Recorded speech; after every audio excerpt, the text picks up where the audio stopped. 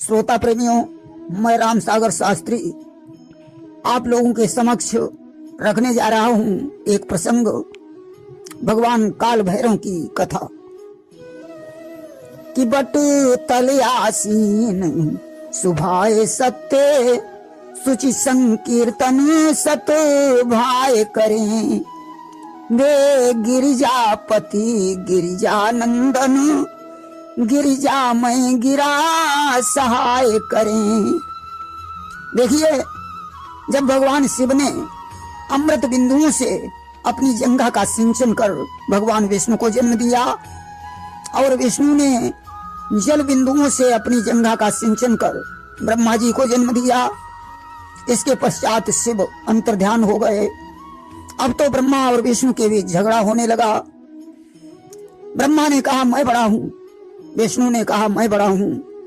काफी समय तक झगड़ा होता रहा। इस झगड़े को शांत करने के लिए भगवान शंकर ने उन दोनों के बीच विशाल ज्योतिर्मय शिवलिंग प्रकट कर दिया। शिवलिंग को देखकर दोनों शांत हो गए और उस शिवलिंग को देखने लगे। ब्रह्मा ने विष्णु से कहा ऐसा करो, मैं इस शिवलिंग का शीर्ष भाग खोजने के लिए ऊपर जा रहा हूं और तुम इसके चरणों का पता लगाओ। यदि तुमने पहले चरणों का पता लगा लिया तो तुम बड़े, यदि मैंने पहले शीर्ष भाग का पता लगा लिया तो मैं बड़ा हूं। विष्णु जी ने कहा ठीक है, मैं नीचे जा रहा हूं, तुम ऊपर जाओ। कई हजार वर्ष बीत गए, शिवलिंग का छोर नहीं मिला। निराश होकर दोनों वापस लौटे। ब्रह्मा ने विष्णु से पूछा क्या तुमने चरणों का पता लगा पाया? विष्णु ने कहा नहीं, मैंने तो चरणों का पता नहीं लगा पाया।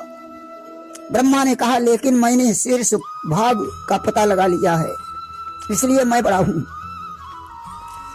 विष्णु जी तो शांत हो गए, लेकिन भगवान शंकर से नहीं रहा गया। आज शिव प्रकट हो गए। क्रोधातुर होकर शिव ने अपने पैर के अंगूठे के नाखून को उखाड़कर जमीन पर पटक दिया कि पटके पृथ्वी पर नख जबहि, भैरव देव प्रकट भय तबहि। आज उस नाखून के द्वारा भगवान काल भैरव की उत्पत्ति हो गई। भैरव ने कहा पिताजी क्या आदेश है? शिव ने कहा पुत्र, ब्रह्मा जी ने जिस मुख से झूठ बोला है उनका वो सिर काट डालो। कि तुरंत दियो आदेश गहाई, और काटहु ब्रह्मा को सिर जाई। काल भैरव ने तत्काल ही ब्रह्मा का सिर काट लिया।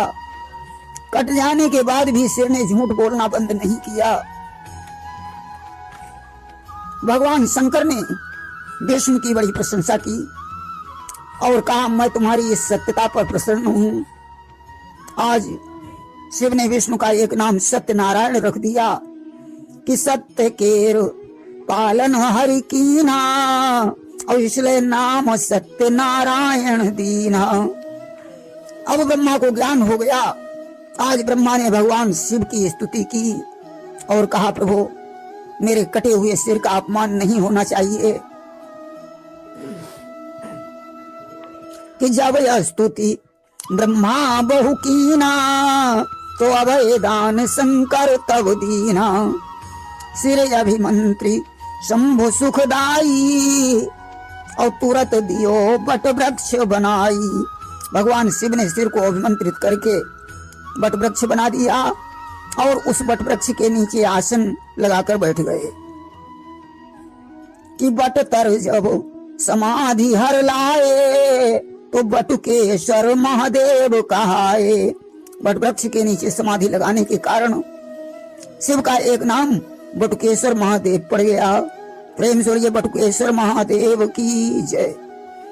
और ब्रह्मा जी के कटे हुए सिर से जो रक्त बहा, उससे कर्मनाशा नदी की उत्पत्ति हुई, जो काशी इलाहाबाद के बीच बहती है, जिसका विस्तार 14 किलोमीटर है। इसमें नहाना वर्जित है, कोई स्नान नहीं करता है। इसमें स्नान करने से पुण्य फल नष्ट हो जाता है। और इधर भैरव ने ब्रह्म हत्या का विमोचन करने के लिए काशी में प्रस्थान किया वहां शिवलिंग की अर्चना की और भगवान शंकर की असीम कृपा प्राप्त कर काशी के कोतवाल बन गए। बोलिए भैरव भगवान की जय। सजनों, वीरभद्र की उत्पत्ति कैसे हुई देखें। एक बार की बात है, भगवान शिव का विवाह सती के साथ हुआ। सती प्रजापति दक्ष की पुत्री थी। जिस समय दक्ष प्रजापति बने उस समय सभा में ब्रह्मा विष्णु महेश तीनों देवता बैठे हुए थे। और दक्ष सभा मऊ कीन पयाना तो देवन उठी कीन हो सम्माना। सभी देवताओं ने उठकर दक्ष का सम्मान किया।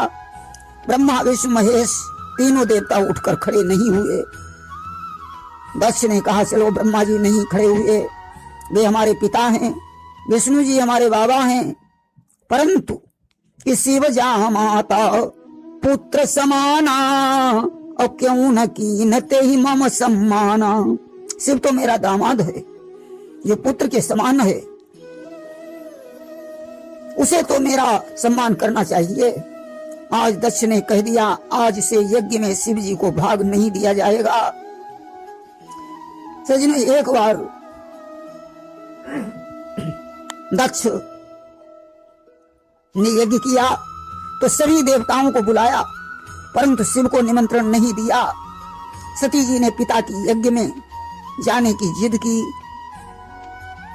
कि यद्यपि शिव बहुविधि समझावा अभावी वसन ज्ञान उरयावा।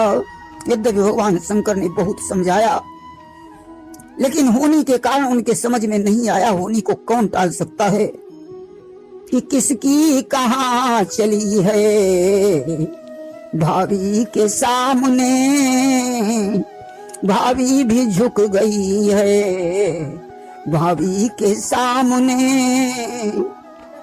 होनी को कौन टाल सकता है। अस्तु सती जी पिताजी के यहाँ पहुंची। सती जाई देखे मख जागा और कतहु न दीख सम्मु कर भागा। पिता की यज्ञ में सती ने शिव का भाग नहीं देखा। सती जी ने अपने शरीर को यज्ञ कुंड में भस्मसात कर दिया। यह खबर जब कैलाश पर्वत पर पहुंची तो शिव ने क्रोधावेग में आकर अपने सिर की एक जटा उखाड़ कर जमीन पर पटक दी। जटा के दो भाग हो गए, एक से वीरभद्र और दूसरे से काली की उत्पत्ति हो गई। वीरभद्र ने कहा, पिताजी आदेश, कहा जाओ दक्ष की यज्ञ को विध्वंस कर दो। वीरभद्र ने पहुंचकर यज्ञ विध्वंस कर दिया। भृगु ऋषि की दाढ़ी उखाड़ ली, जो दाढ़ी पर हाथ फेर फेर कर शिव की निंदा कर रहे थे। पूखा इसके दांत तोड़ डाले, क्योंकि वे दांत निकाल निकाल कर शिव की निंदा पर हंस रहे थे। भृगु ऋषि की आंखें फोड़ दी, क्योंकि वे आंखें चला चला कर शिव की निंदा कर रहे थे।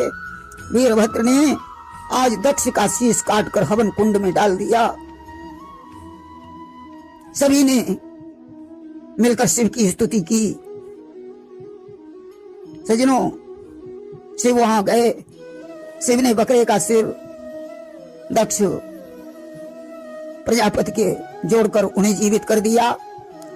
भृगु ऋषि के बकरे की दाढ़ी लगा दी। भग से कहा, तुम सूर्य चंद्र की आंखों से देखोगे। ऊखा से कहा, यजमान चने चबाएगा और स्वाद तुम्हें आएगा।